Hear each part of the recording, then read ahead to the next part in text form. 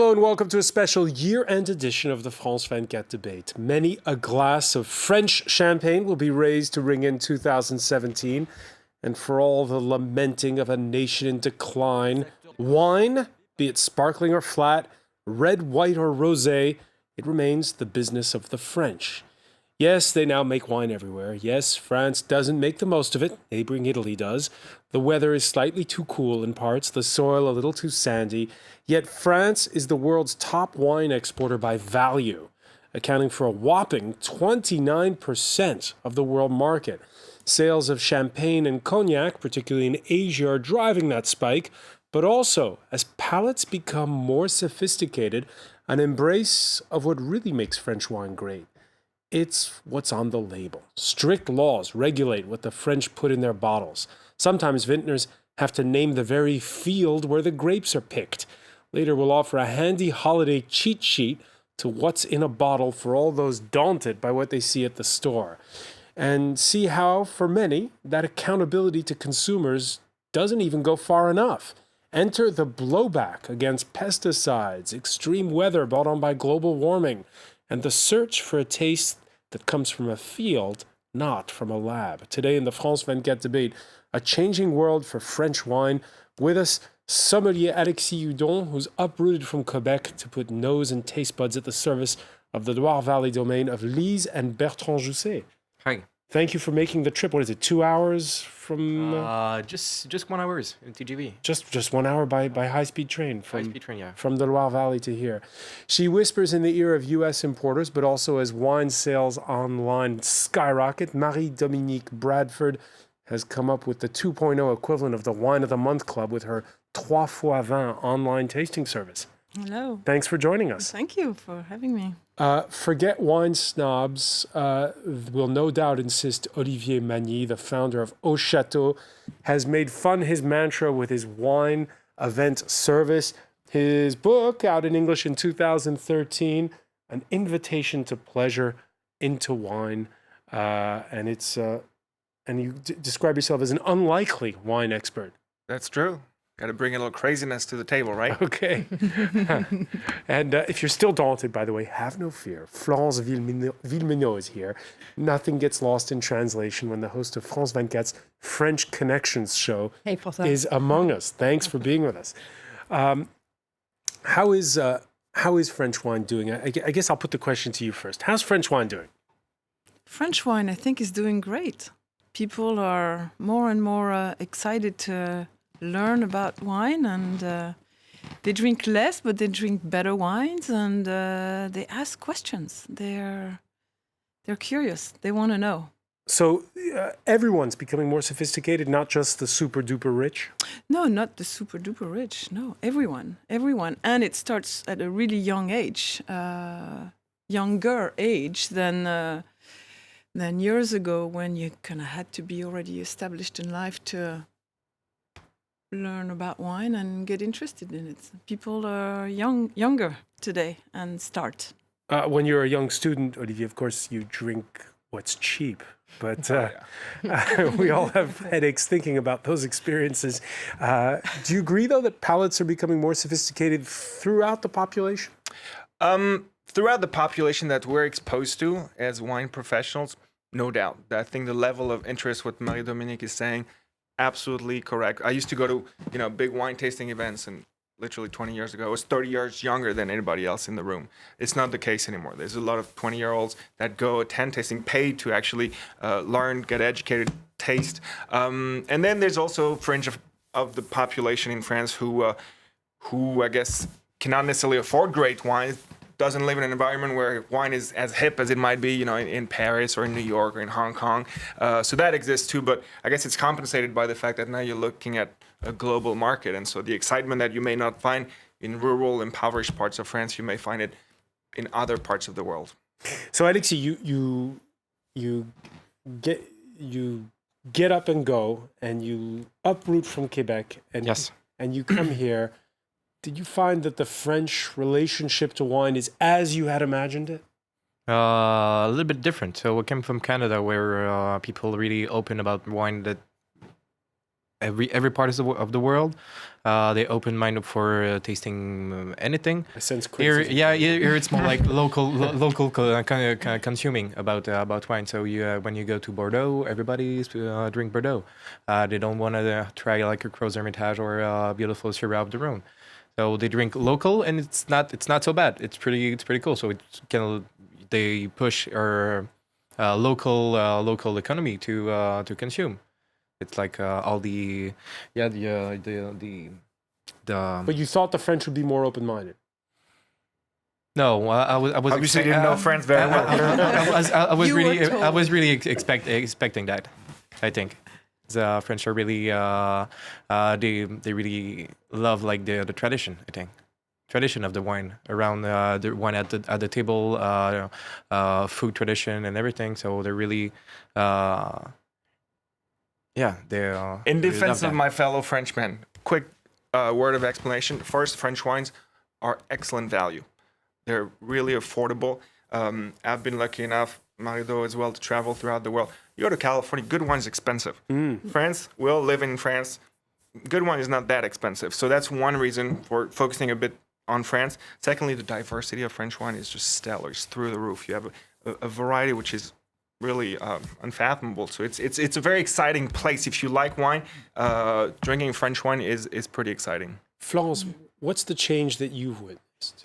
Well, as I get older, people my age are drinking a lot more wine. I must admit, we used to drink a lot of beer when I was in my early 20s. Also, a lot of it has to do with these cool new wine bistros, I guess you could say, wine caves that are opening up around Paris at least, with young owners who are eager to share young wines. And the trend I'm seeing a lot is this trend in natural wine that we were talking about just before we started debating. More and more people are drawn to, more organic food first of all, and so that translates into wine as well. But you have natural wine where no chemicals are put into the winemaking process. You also have organic wine where the grapes are organic, and then you have the biodynamic wines, which are the really hippie out there wines where they even they harvest according to the moon, according to the stars, and so all this is exciting because you get to taste. Okay, all so sorts wait, of so wines. there's 3 categories now that are becoming hip and trendy. Say it again. There's organic. You have organic wines made with organic grapes. If I understand correctly, you have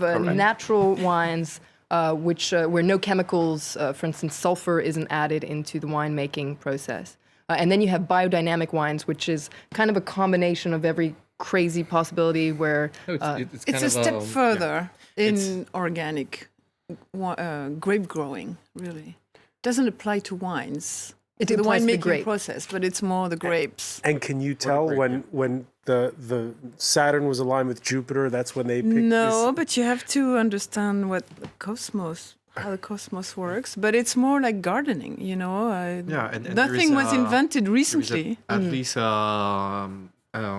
It's a calendar. yeah, it's a calendar, and every people that apply biodynamical, they always see something that other people don't see, and they apply something that's really good for their plants and their grapes. So a guy from Mont-Louis-sur-Loire can do something, and another guy in Burgundy can do another thing. There are no clear And rules, There right? are no clear rules. Yeah, it's really observation and local application of the. And I think biodynamic. it's another case of staying open-minded in a sense that you go there, and indeed it seems very wacky, and you don't really understand it, and they put weird Just concoction. how wacky? Oh, I Explain. mean, we're talking like they take horns of cows, fill it up with cow dung, go put in the ground at night. They like spray in big circles. Like you're like, these people are insane, right? And then you go back and you actually look at the soil, you look at the plant. You're like, oh my God, it's really healthy, it's really good. And then you have this soil that's brought back to life, and so it has so much to give to the grapes and therefore to the wines. So the wines that are grown in a biodynamic fashion tend to be very interesting. And what's interesting and what should invite us all to be open-minded and interested is that you can go anywhere in the world and almost systematically all the best wines out there are biodynamic. Almost all the best wines, but Marie-Dominique, something that she mentioned, the S word, sulfites. Yes. Now, that is what preserves, right, the It's wine. an antioxidant. It's an antioxidant. So Right. it shouldn't be a So bad if- thing, except if used in too much quantity. And even grapes produce sulfur automatically without adding any. Because with biodynamic wines, with natural wines, I'm that young struggling student that Florence saw in the wine bar, and the question I'm asking myself is, okay, I want to get this better quality wine that's natural, but there's always that risk that the bottle may go off. Whereas I know with my sulfite-filled bottle from the supermarket, I'm sure that the wine will taste like it says on the bottle. There is a risk. It's a risk that the winemakers want to take, and it's a risk that the consumer is ready to take also. So there might be an interesting in-between way to not use too much sulfite, at least for the supermarket Not wines. too much sulfite. It's a year that's really called into question in this country eating and drinking habits. Several shock videos from stockyards by an animal rights group have prompted for the very first time the appearance of vegetarian alternatives on French restaurant menus, something you didn't see much before. And a documentary back in late January, it was in primetime television, public broadcaster France 2, and it raised awareness over the impact of pesticide spraying. They took samples of children's hair at a local primary school near the city of Bordeaux and were shocked by what they found. The documentary showed a map of France or areas that use the most pesticides. And you'll see, look, you've got 3 areas there that are in black. One is the Bordeaux area, where they make Bordeaux wine. The other is the Loire-Atlantique, that's on the Atlantic coast, the parts of the north there. They make Muscadet wine. And Champagne is the other area in black there in eastern France, Florence Vimino. That's right, and it's something that I think wine growers are really starting to pay attention to with all these kind of shocking documentaries. We pulled out a soundbite for you. This is by Thomas Duroux. He is from the Château Palmer Château in Bordeaux. Let's listen to him talking about it. Our number one preoccupation is ensuring the durability of our estate. We can't continue dumping chemical muck on our vines without running the risk of killing our soil. Killing our soil, Alexis Hudon, a staggering statistic. Vineyards make up 3% of all the farmland in France, yet they use 20% of France's pesticides. Yeah, it's really horrible. If you really walk into like a vine that's a lot of pesticide or herbicide, so it looks like a moon landscape. But there is nothing who grows, and people like kill their soil, and because they kill the soil with the pesticide, they are obligated to like to put some engrais in it. Fertilizer and so something to help the plant grow. So you put something that you have to put another thing. It's really a nonsense. And after that, it's really toxic. So in Bordeaux, so it just ended like the wine industry just don't have a lot of a big sentence there. So they just don't have to put some the pesticide during when the kids are outside. So it's like a nonsense. It's like Donald Trump who said, so if it's polluted outside, so just close your window. Has there been an impact because it's not the first report we've seen on French television recently. There was another one on another public... a few recently. Yeah. Have they had an impact? Have they had an impact, for instance, in your native Burgundy? It has had an impact. Burgundy has the increase in organic vine growing is very important, just like in every region. And I see it even from a retail point of view. People come in and ask for organic wines. They're scared. Just like they buy different food, they buy organic food, they want organic wines. It's legitimate. But we're living a very, very exciting time where growers, since the consumer is changing, is learning more, growers have to listen. Those who don't listen are going down. So we're living in a phase of transition. And just like after World War II, people were adopting pesticide because it made sense at the time, 30, 40, 50 years later, we're going through a sea change where now consumers are changing. So people who don't adapt are going down, and they're like, well, this guy is growing organic, biodynamic, and he's doing well. He has more tourism, more sales, more reputation, higher prices. So, well, I should do what he's doing. And so you're going through a phase of conversion. Right now, the surface of land that is grown organically for vineyards is doubling every 2 to 3 years. So it's an exciting time to be in the wine business. But I get back to the question I asked Marie-Dominique. If, Olivier, I decide that, for instance, I want to buy a really nice bottle that I want to put in the cellar and keep for 20 years, can I do that with organic wine? Absolutely. It's very essential to distinguish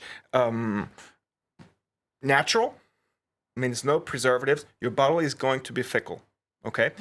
Versus organic and biodynamic, which refers to the way you farm your grapes. Doesn't refer to the winemaking as much, okay? So some of the very best wines in the world are and have been organic and biodynamic for decades. And those are wines that can age for decades. So distinguish natural wine, where you're going to have a bit more of a funky experience a lot of the time, organic and biodynamic, which will retain the characteristics that we all grew up learning about wine. Florence, do you think there's more accountability? I think that people, trust their winemakers, and so if they trust the fact that they're following a certain amount of rules. But if I understand correctly, what's tricky about organic wine is there's no official rule book. For instance, in Europe, you'll have, like, France has to follow a set of rules, Germany has to follow another set of rules, and so if I understand correctly, I spoke to some wine brokers who told me that they know growers who feel quite frustrated because sometimes they have to use pesticides on their grapes to save them, but it means they're going to lose their organic trademark. Right. But here in France, whereas they could sell their wines, if they were in Germany, they would keep it because there's not this European set of guidelines. Well, there's that, and there's also the fact that the discrepancy is actually wider if you consider the US, South Africa, Chile, where there, in terms of regulation, you're looking at almost nothing. So winemakers are asked to compete with people who have a whole different set of rules and regulations to play with. The choices are daunting, but have no fear. When we come back in the France 24 debate, we're going to show you how to pick the wine and how to taste it. Stay with us.